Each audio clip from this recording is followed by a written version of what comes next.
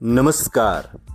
आप सुन रहे हैं द बॉलीवुड रेडियो और मैं हूं आपके साथ आकाश।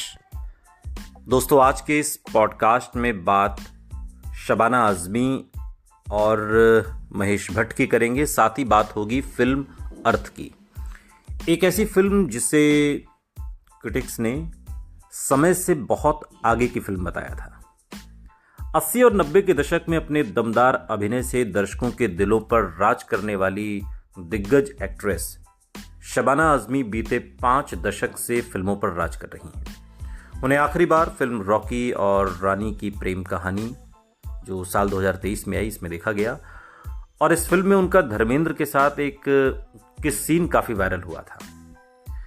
आपको बता दें कि लंबे समय बाद शबाना आज़मी ने अपने 5 दशक की जर्नी को लेकर खुलकर बात की और अपने हालिया इंटरव्यू में उन्होंने डायरेक्टर महेश भट्ट संग काम करने के अपने अनुभव भी शेयर किए और फिल्म अर्थ पर खुलकर बात की।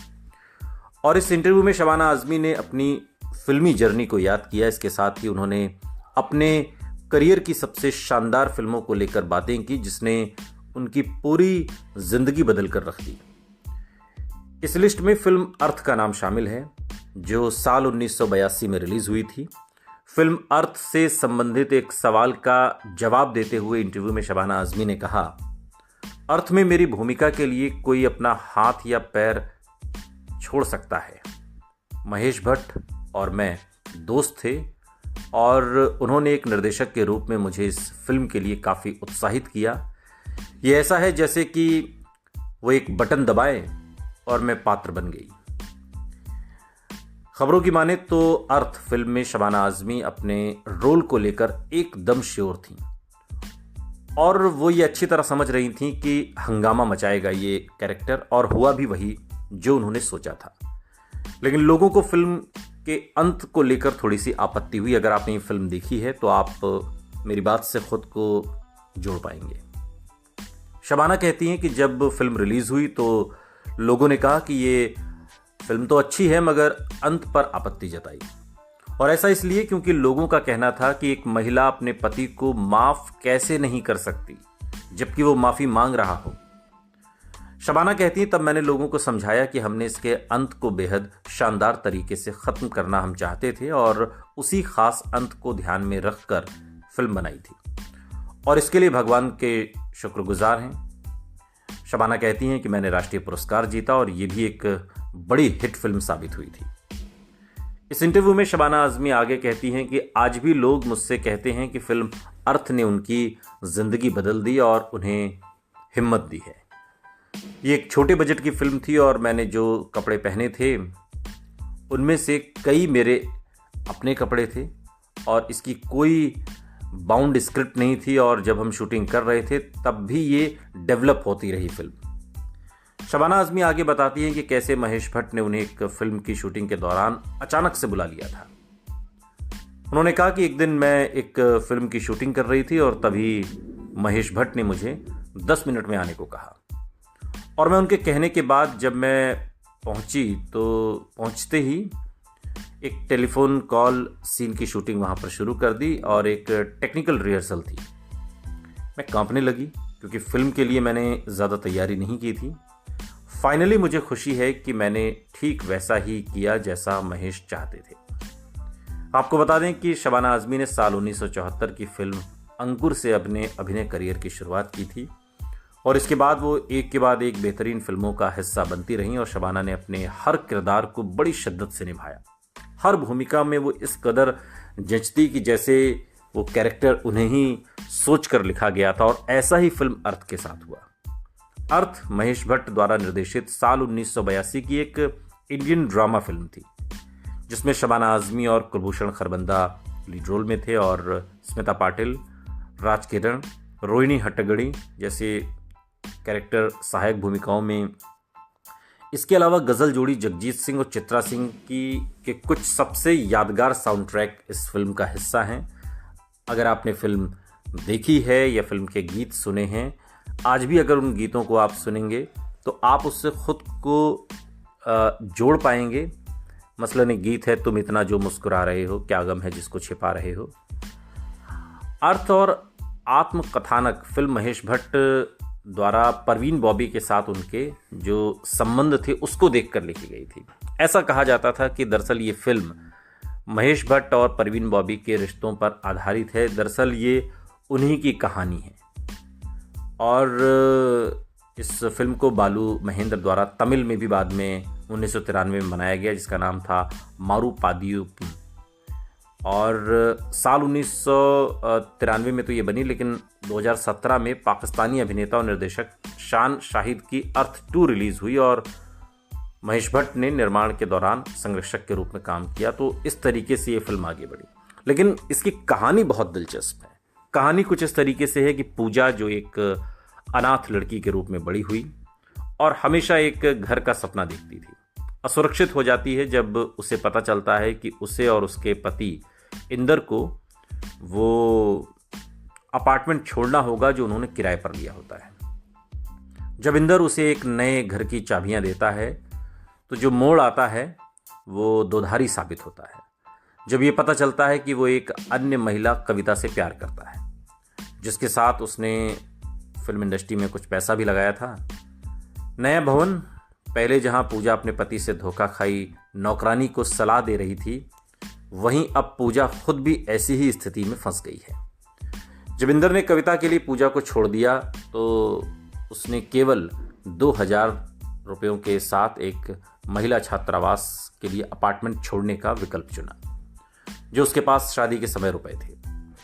अकेले व्यक्ति के रूप में जीवन की कठिनाइयों को पार करने, नौकरी ढूंढने और नैतिक रूप से खुद पर भरोसा करने में राज द्वारा उसकी मदद की जाती है। राज और पूजा अच्छे दोस्त बन जाते हैं। धीरे धीरे कविता की मानसिक अस्थिरता उसके असुरक्षा के डर को गहरा कर देती है और यहाँ तक कि इंदर द्वारा पूजा से तलाक के कागजात पर हस्ताक्षर करने का अनुरोध करने के बाद भी राज को पूजा से प्यार हो जाता है और वो उसे प्रपोज करता है। उसने ये कहकर मना कर दिया कि वो खाली है और उसे कुछ नहीं दे सकती। राज उसे ये कहते हुए मनाने की कोशिश करता है कि वो अपना शेष जीवन अतीत के बारे में दुखी होकर नहीं बिता सकती और उसे अपने लिए एक नया जीवन खोजने की कोशिश करनी चाहिए। पूजा ने इसके बारे में सोचने का वादा किया।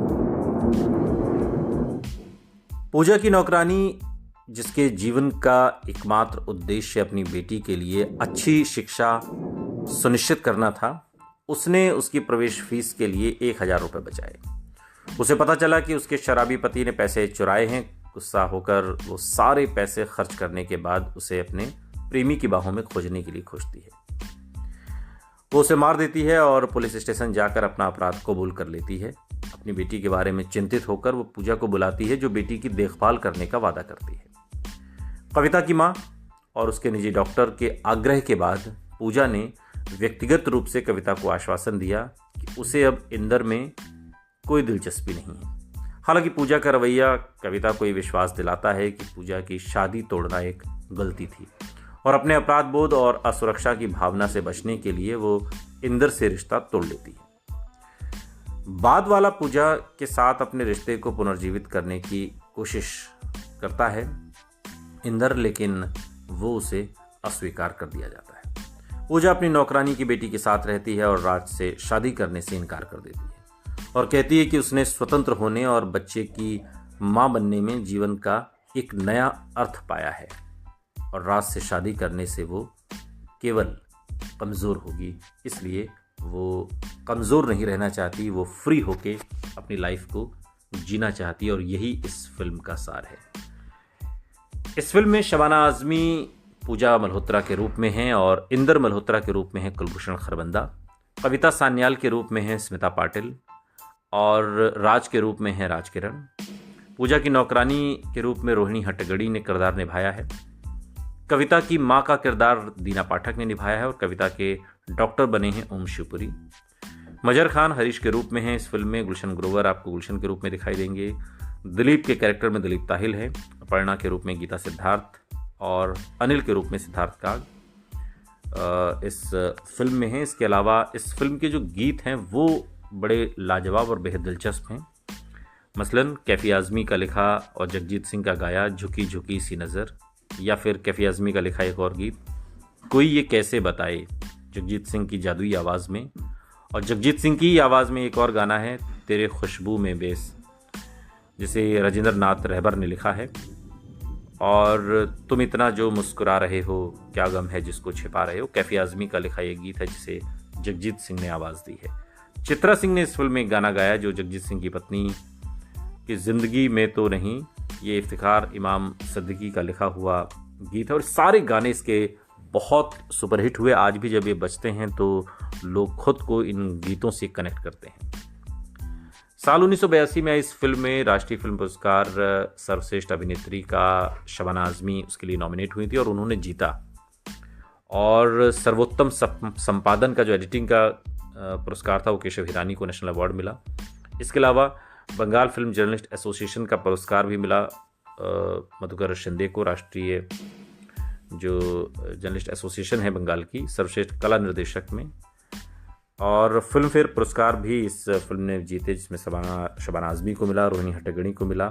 स्मिता पाटिल मनोनीत हुई थी लेकिन वो इस पुरस्कार को जीत नहीं पाई। और महेश भट्ट भी नॉमिनेट तो हुए लेकिन जीत नहीं पाए। जीत की कहानी सिर्फ शबाना आज़मी के साथ जुड़ती है। फिल्म आपने ना देखी हो तो देखिएगा ज़रूर। और इस फिल्म के सबसे अच्छे गीतों में से आपको कौन सा गीत सबसे ज़्यादा पसंद है, कमेंट बॉक्स में हमें ज़रूर बताइएगा। सुनते रहिए द बॉलीवुड रेडियो, सुनता है सारा इंडिया।